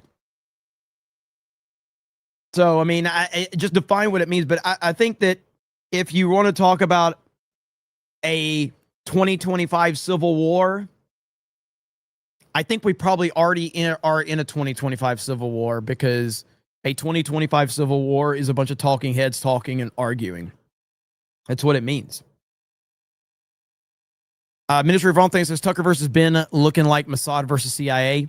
Daniel Moore says Ben has been saying GDP means nothing since 2014. He literally studied economics. Tucker says he knows nothing about it. Daniel Moore's fired up. Naruto Rules says, thank you, Jeremy. You're 100% spot on. Kingdom Hearts says, what the fuck, my eyes. Uper199 says, you're the best, Jeremy. Thank you. Grindo Drum says, Jeremy, you have to fire yourself. After that one, I agreed. Heavy D says, that was truly the dark abyss, bro. Daniel Heron says, need Sweeney. Minister of Wrong Things says, unaliving myself tax. Garfield's Bizarre Adventure says, unfortunately, Trump doesn't want to ban 600,000 commie spies from coming here. Trump also doesn't want commie indoctrination camps to go bankrupt. Horror Amarada says, Jeremy just found something he wants to ban. Dan Hawkins says, dang it, Jeremy, I'm a farmer now and I want to ban food. Chaz Dragoon says, why was the camera at that angle? Why? Yeah, this is a little bit earlier. Shadow says, silver dress Sweeney now. Vlad says, after seeing that image, we should definitely ban porn. Every relationship is ruined from that one. The Exalted Patriarch says, you inadvertently, let's see, have all of us ocular tribetus lawyer up. Heavy D says, hey, imagine the smell coming off that cooter. God, stop. Minister Darth Manic says, I liked it. Stop it, Darth Manic. Stop. The hell's wrong with you guys? Ministry of Wrong Things says the clip channel is going to eat good too. Captain JP says eye cleanse tax. Evil Black Cat says, as someone who has a foster child, it's largely a scam. Families get buckets of tax money per child so they can take in a bunch and provide minimal care. Garfield's Bizarre Adventures, importing 600,000 communists who are trained to hate America is just as stupid as importing 600,000 Muslims who hate America. Just look at Minnesota. I don't know what your name is, but I love how President Trump does the eye wink. I don't know how to say that, but I probably mess it up. Isaac says, thanks for the PTSD, brother. CG says, I think for the first time ever, I'll have to seek therapy. This is offensive to the gates of hell. APL, where are you? Philip Johnson says, Jeremy, a homosexual traumatized by one look of a JJ. And Jeanette says, lawsuit incoming. I'm scared for my life. Boomy Bob says, I think Jeremy should watch Snake Eyes as punishment and root for Auburn all weekend. Bro, if I could just watch the Snake Eyes movie, that's an abomination. I would rather watch that every day for the rest of my life. If I could take that image out of my head, I would gladly watch Snake Eyes. That was awful. ACC says, drinking ruins families, though. No, it doesn't. People that don't know how to handle their drinking ruins families. Drinking does not ruin families. People that don't know how to handle their drinking ruin families. That's the problem. So that's the difference. You're blaming the drink. I'm blaming the individual. Just like guns don't kill people, bad people with guns kill people. NS8722 says some people do bad things with guns, so no one should have guns. Yes, exactly. That's the logic that, that's the logic that I reject. Chad Late says, what did I miss? Everyone's talking about something bad was shown. Just woke up getting ready for work. Don't go to my Twitter account. Don't go to my Twitter account. I'm not showing it again. The chat does not deserve it. I will not do that. Jeffrey Hill says, I just came here for a few minutes ago, so whatever you've shown, everyone is pretty horrible. Jeremy, I'm glad I missed it. You should be. The Witches Brew with Dana Marie says, if we ban everything based on individual bad decisions, then YouTube would be shut down tomorrow. Everything would be. And that's the point. Like, that's my argument. That you know what you will have. Do you know what you will have in this ideal world? Do you know what you're looking at right now? You're looking at the movie Equilibrium. One of my favorite movies of all time and one of the most underrated movies of all time, Equilibrium, starring Christian Bale. That is the world that these people are heading us towards. That if we start banning anything that creates an emotion, then you are facing Equilibrium. Fantastic movie. Go watch it. Mitchell Field says, pineapple on pizza is a compromise. Straight men know. Daniel Moore says, Qatar owns Tucker. Look it up. The Under Armour Gamer says, what the F did you show your mom like that? General Duvalli says, the only good thing about Ben Shapiro is his sister. The same rule applies to Benology. JB Username says, a bit behind on the stream. In California, it's an honor system tick box that asks you if you're a citizen, and you don't need to submit anything to the DMV to prove it. So it makes sense there are a bunch of illegals driving. That is crazy. That is absolutely insane. Wow. I can't even process that. John freaking Murdoch for 50 says, Jeremy, the former retail philosophizer from LA. Some things should never be shown live, Jeremy. I'm sorry, John. I apologize. I apologize to my friends. I apologize to my family. I apologize to my community. I apologize to Mike and Beardo. I retract my rant against them because I did far worse today. I will never be able to move on from this. I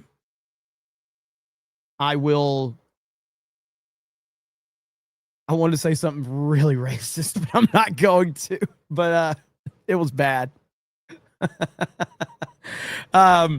Andrew Sarah says, Jeremy has a talent agency with Black Couch for casting gays.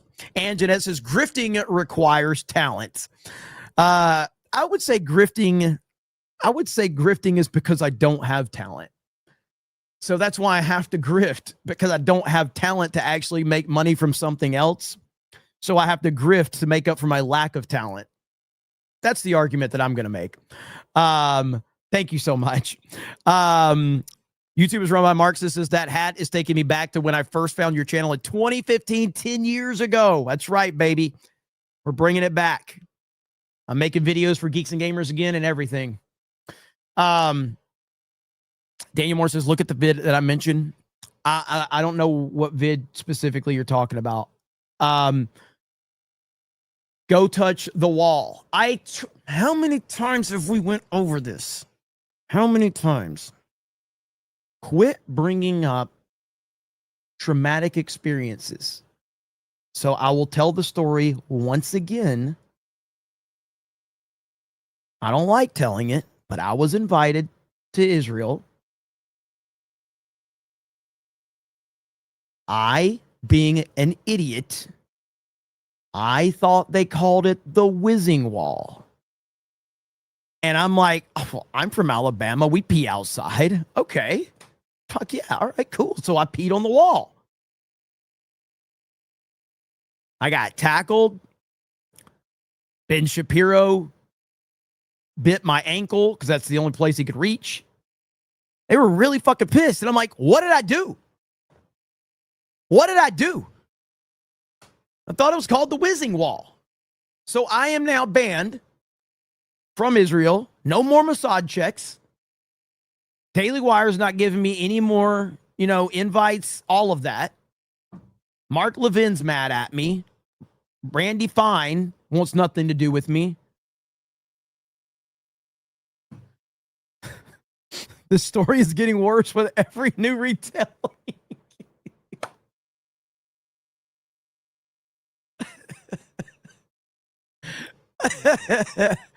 So that's why I need more super chats. I need more super chats because I'm not getting paid from Mossad anymore. Let's see. Daniel Moore says Crowder's vid on Candace B Theory and on Tucker. The one I was watching or the other? I think I reacted to another one that Crowder had brought up. Whizzing wall, I like that. Still better than that damn video you posted. That was a tough one. Okay, so again, before we wrap this up, tonight I am going to be doing a gaming stream on D-Day Cobra Gaming. I might go live again before that stream. I haven't decided yet. It'll probably be around 8 o'clock Central, 9 Eastern. Me, Beardo, Jay, and I think X-Wing, we're playing Fortnite tonight. So we'll hang out. We'll do a gaming stream. Vault 95, where are you? Where are you? Vault 95, you better be happy. So, yeah. So we're doing a gaming stream tonight. I might do another stream. Jess says, Jeremy, just game all night, please. I might do another stream. We'll see. The story is going to morph into Jeremy working retail in Israel. Keenan says, I don't plan to cuss. There you have it. Keenan does not plan to cuss. Real quick, 199 hoodie, 199 Cultural Task Force, and the IDOT hat. All available right now through November 25th. Check this one out. Anjanette did this. Tell me that's not badass, dude. Come on, man. Tell me that's not awesome. I mean, I'm going to have to rock some Chuck Taylors when I get my 199 hoodie. That's badass. Hail to Anjanette. That is super cool.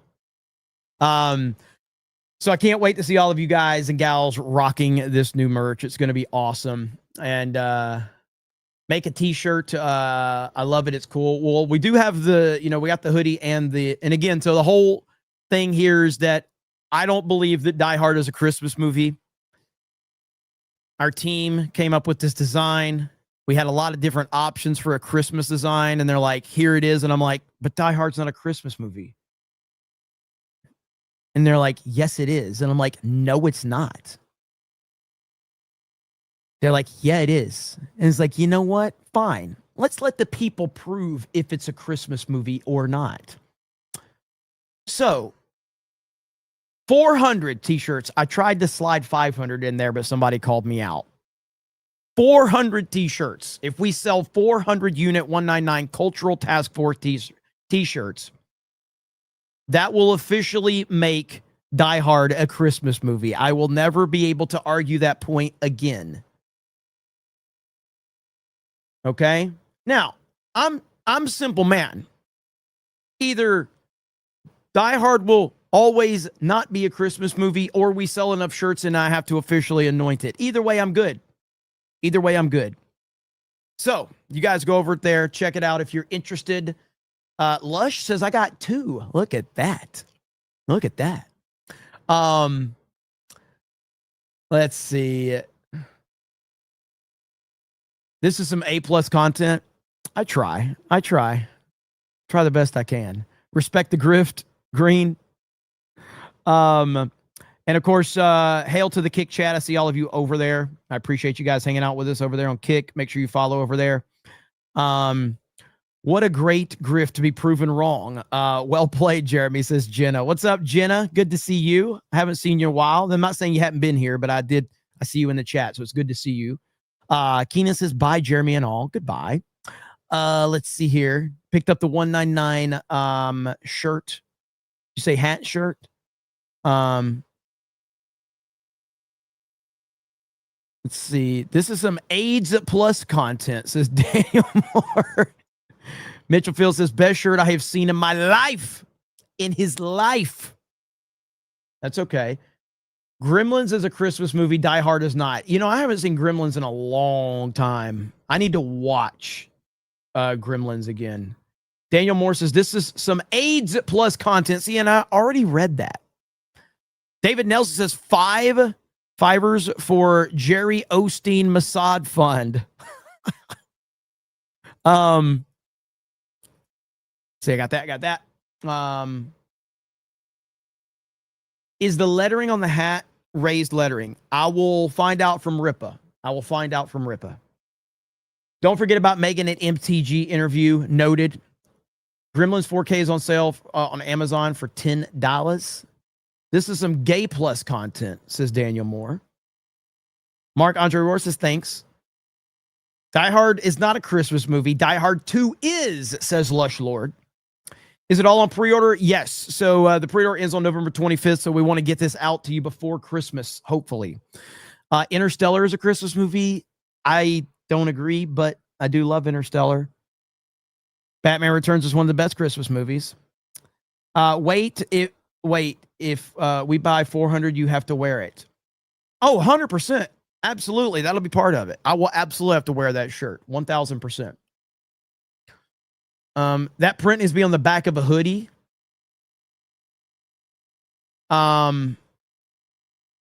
Jess just says LOL. Still waiting for the green Geeks and Gamers tee. Okay. Die Hard is a Christmas movie, Jeremy, unless you're Jewish and think it's not. All right, we're going to end it there. You guys have a good day gaming tonight on D-Day Cobra. So I'll see all of you there. I might go live again just for Jessica. We'll see.